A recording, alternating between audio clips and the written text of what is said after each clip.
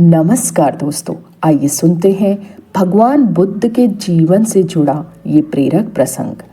सबसे बड़ा दान। कई दिनों के विहार के बाद भगवान बुद्ध मगध की राजधानी राजगृह से प्रस्थान करने वाले थे।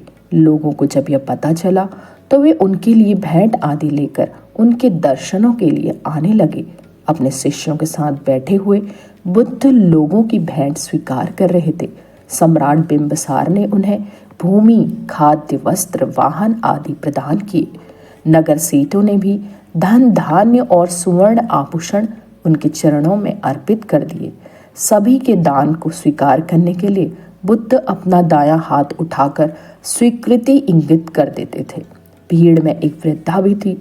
वह बुद्ध से बोली, भगवान, मैं बहुत निर्धन हूँ। मेरे पास आपको देने के लिए कुछ भी नहीं है। आज मुझे पेड़ से एक आम गिरा हुआ मिल गया। मैं उसे खा रही थी, तभी मैंने आपके प्रस्थान करने का समाचार सुना। उस समय तक मैं आधा आम खा चुकी थी। मैं भी आपको कुछ अर्पित करना चाहती हूँ, लेकिन मेरे पास इस आधे आम के सिवा और कुछ नहीं है। इसे ही मैं आपको भेंट करना चाहती हूँ। कृपया मेरी भेंट स्वीकार करें।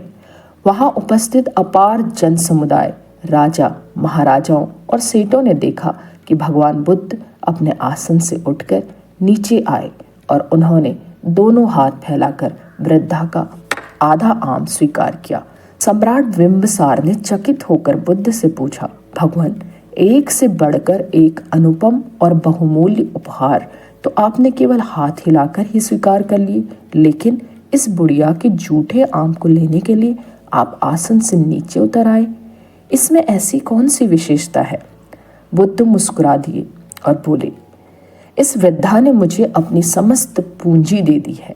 आप लोगों ने मुझे जो कुछ भी दिया वह तो आपकी संपत्ति का कुछ अंश ही है। उसके बदले में आपने दान करने का अहंकार भी अपने मन में रखा है।